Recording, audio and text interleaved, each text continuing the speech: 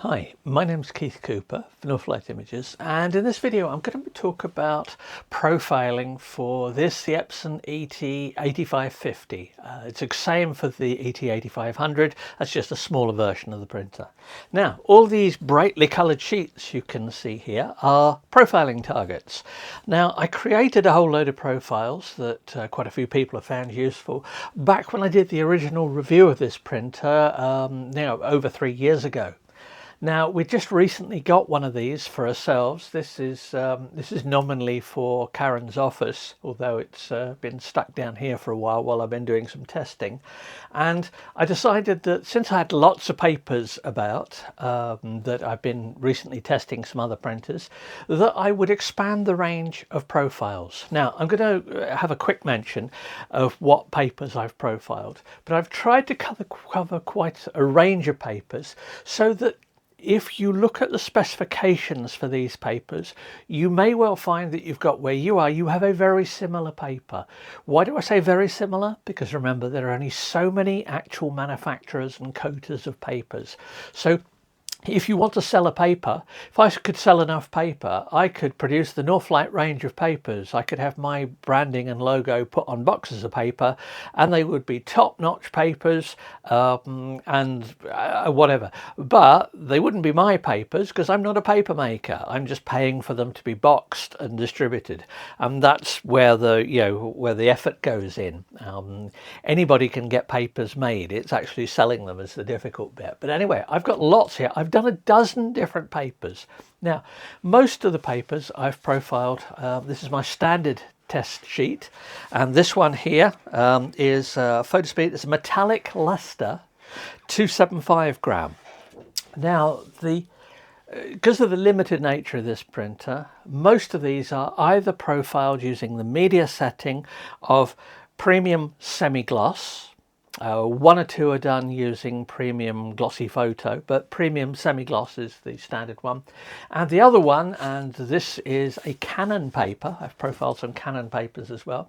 This is Canon premium fine art rag, I believe. This is profiled with the VFA setting. Now, the importance with the 8550, the key thing to get the really best quality out of it is to understand how the media settings change inks that are used.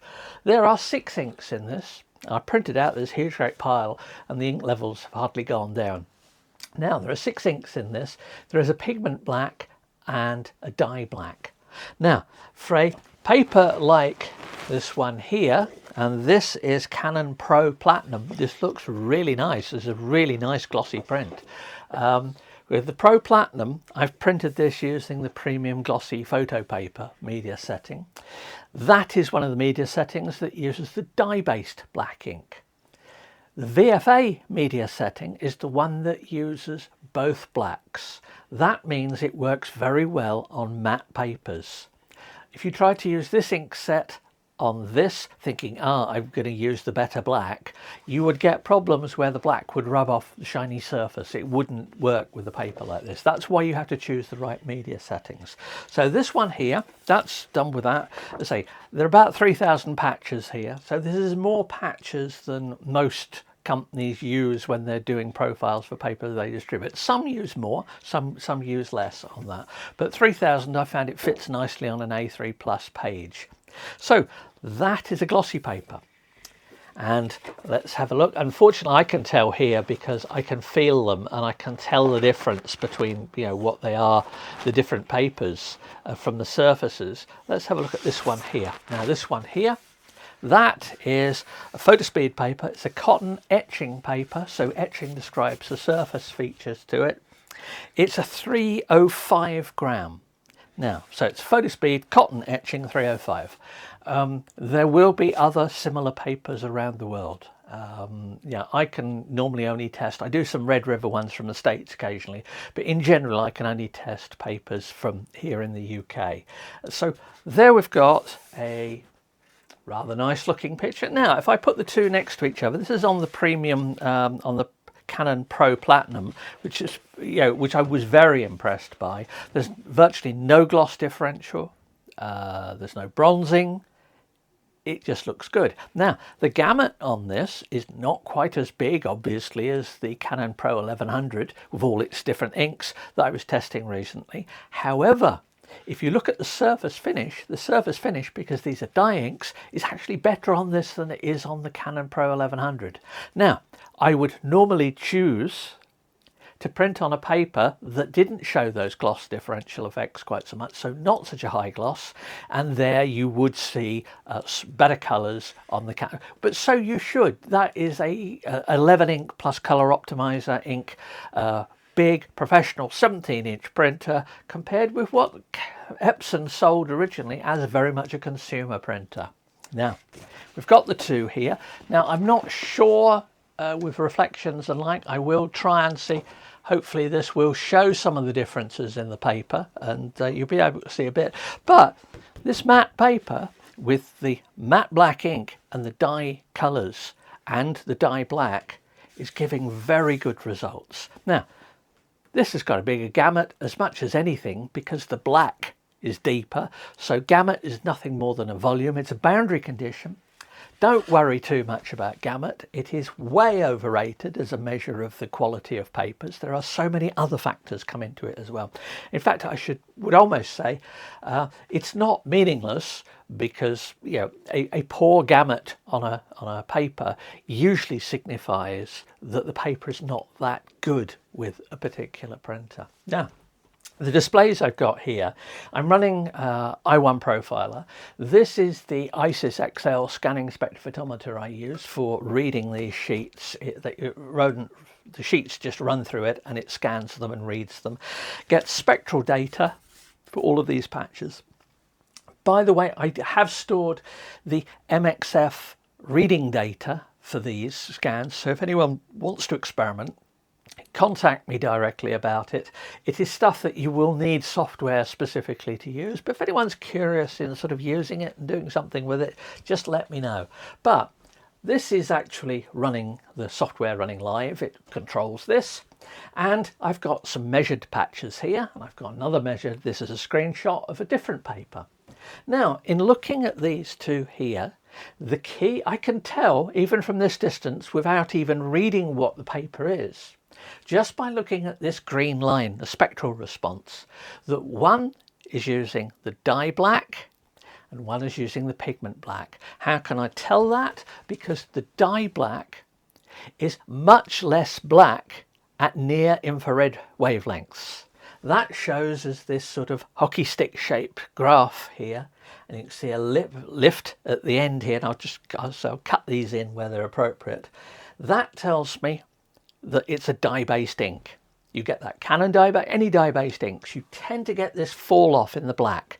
What it means is that if you will look at prints with an infrared sensitive camera, you will see that the blacks really come out as a grey. That's just the way they work. One side effect of this is that is what makes getting dye-based black and white prints that look bang on neutral under artificial lighting so difficult. Because as the spectrum of the lighting varies, the response in terms of reflectiveness of the ink varies, and it can introduce colour tints and things like that. Now, with just one pigment black ink, it's only the blacks that are really benefiting from this.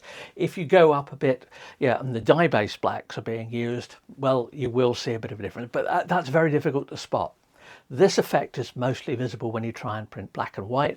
And for black and white, even though I've done all this profiling, my first choice for black and white printing with this printer is always to use the Epson ABW Advanced Black and White mode. Use Epson Print Layout for testing this. The software works fine with this.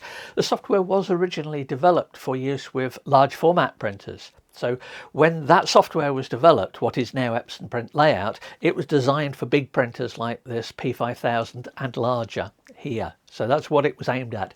Don't use Epson Photo Plus. It's good for printing on CDs. Yeah, it's good for that. And that's about it. It's seriously dumbed down consumer software. It doesn't have the features you want. If it works for you, by all means use it, but just bear in mind you're not getting the best out of the printer. So I've got all of these different profiles here. Any other observations on it? And as I say, I put in the notes, I put a complete list of everything and how to go about getting them if you want. Incidentally, the written review for this 8550, even though I wrote it a few years ago, I regularly update it with new information and things I find out. So if I produce this video, for example, will be added to the video list in the written review. The written reviews can be updated, expanded, edited, corrected, because I make mistakes sometimes, certainly in the videos, because there's no script for this sort of stuff, as you probably guessed. But yeah, I do make mistakes, so I always update the written articles. That's where it'll have a list of all the profiles and things I've tried. Now, I said I'd go through one or two others of the papers here. Now this one here is an Inova paper. Now Inova make papers for a lot of people. This one is Inova IFA 49 Ultra Smooth Gloss. Now this is one I've used for years, and this is a fibre-based one. It's what would now be known, this has been around for a few years, but this is now what people generally call a Baryta style paper. It has a sort of luster semi-gloss finish.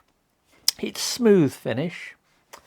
It's glossy-ish. I wouldn't call it a gloss paper. It is a sort of semi-gloss to gloss paper. But remember, those are marketing terms, so there are no set meanings to any of that sort of stuff. Now, in looking at this looks quite reasonable. There is no serious problems with it. And one of the first things I do when I'm testing printers is produce these profiling charts like this.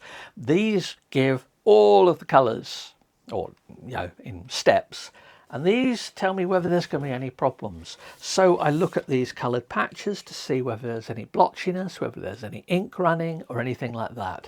Now, in more advanced printers where you may have lots of different media settings and things like that, you may want to change them, you may want to adjust them. Certainly on stuff like this, the P5000, also the Pro 1100 I tested recently, you can create your own custom media types and you can fine tune things. You don't get that on this, but actually that's no great problem because very few people make proper advantage of it. And yeah, I'm going to say it's on one of those things that if you notice it and you can get someone else to notice it without telling them, then consider yourself lucky. We're at the level where good printers are good printers. Now, I mean, compare this Epson P5000 here. This is a Pigment ink printer. On many papers and things, this will wipe the floor with this one. So I should hope so, given the price of these things. The current version of this is actually a cross between this and the Epson P900. So the P5300 or 5370 in the States. Superb printer. If you want a roll printer, buy a roll printer. I would not want the roll adapter on the P900, for example. If I want roll paper, I want one of these, or I want a P5300, 5370, or a bigger printer. That's, if you want to do roll paper, do it properly. This one has powered roll feed, it has a cutter, has all sorts of things. But anyway, I've covered reviews of this and the 5300 if you're interested in it, but obviously they're a lot more expensive.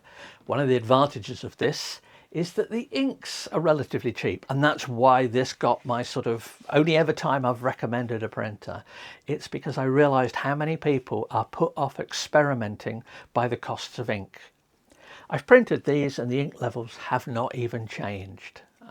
You're going to get hundreds and hundreds of prints out of this before you notice the inks going down. Simple to fill.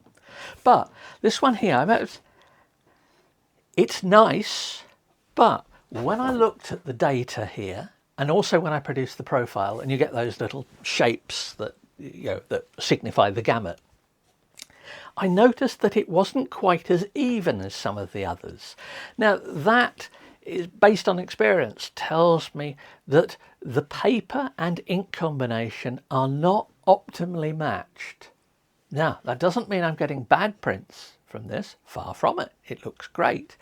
It means that this paper and most of this sort of Baryta style papers, I'd include Epson traditional photo paper, or as it's called, exhibition fibre in the States. I'd include that in it as well. That's perhaps not optimized for this printer. This paper is optimized for a printer like that, or a P700, P900, Canon Pro 300, Pro 1000, 1100 and upwards from that. That's where these papers really do well. Doesn't do bad here, but perhaps not as well as it could. Now, I say that, I'm looking at the profiling data. Would somebody notice? No, of course they wouldn't. Most people, when they look at a picture, they're not interested in the details of, you know, are the colours spot on, how big was the gamut and things like that. But most people are much more interested in what's in the picture. You can print a great print of a rubbish picture and it's a rubbish print. You can take a great picture and make a poor print of it and people will still like it. They don't see it.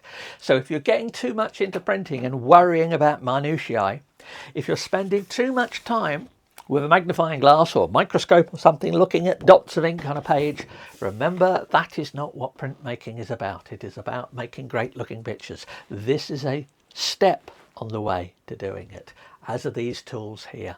Now, if you want to do your own profiling, unfortunately, if you want this and this software and everything else on it, I think one of these, the modern version of it, there's a newer version of it than this, it's going to set you back £4,000 or £5,000. So, yeah, I was involved with the original development work of this. So this is an engineering test example, which how come I happen to have one.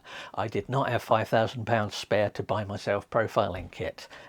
It's because I've done testing in the past 15 years or so ago in looking at the development of this. That's why I've got kit like this. But anyway, there are lots of profiles. There's cotton etching, say the platinum, metallic. I mean, the metallic, you can see, I can see because of the lights I've got around here, a slightly different finish. Some of these metallic papers have a slight purplish sheen to them. They suit some images, they don't suit others. If you do a print on this using a profile and the print looks rubbish, then that is probably your fault, not the paper. This is one of those papers, much like the Hahnemuller metallic ones, that really need the right image for it. Get the wrong image and you won't get far. There we go, is another matte one. This is the equivalent to, it's on the VFA setting, obviously, for this at high quality. And this is hot press bright white, although this is an Inova one. So it's equivalent to the Epson hot press bright white. There are lots, as I said, of equivalent papers. But I've got different ones. I mean, I can see them here just from the textures. But do they look massively different? No. They're actually all printed quite well on this. Yes, you can see differences of them, and you may even see a few differences here. But really, somebody asked about papers. They said, well, yeah, I've got this list of papers here, of different papers. Which of these had the biggest gamut? And I think, well, actually, they're all much of a muchness. Gamut doesn't matter. Gamut is a boundary condition. It's like the top speed of a car. It doesn't really matter that much for most, unless you're racing. And even if you're racing, the top speed doesn't necessarily matter. It's how it gets there and how it performs at lower speeds is what. And the same goes for printing as well. So don't get hung up on things like gamuts and stuff like that, because it's a sideshow. It is interesting because, as I said, it told me something about some of the papers, but looking through all these papers here, these are just going to make some very nice prints. I even have here, and this is, I've been through my paper stock looking for what I'd got. This is a standard proofing paper. So this is Epson standard proofing paper. Now, if you are in commercial print, you'll know what standard proofing paper is. This is FOGRA certified, and there's a profile for it. Well, I've created a profile from this, and it prints very well. Whether it's good enough for your proofing needs with this, well, only you can tell that. But it works perfectly well. And so I've got some Canon paper, everything in this. So if you've got any questions, let me know. As I say, I'll put the list up of the profiles of that, and if people want to experiment, contact me. All I'm asking for is a coffee donate. Buy me a coffee if you find them useful, and hopefully they will help a few people make some great looking prints on the old 8550. And I'm running out of time of how long I can keep this down here in my office before Karen reminds me that this was meant to be her new office printer. Anyway, let me know. Hope that was of interest. Thanks. Bye.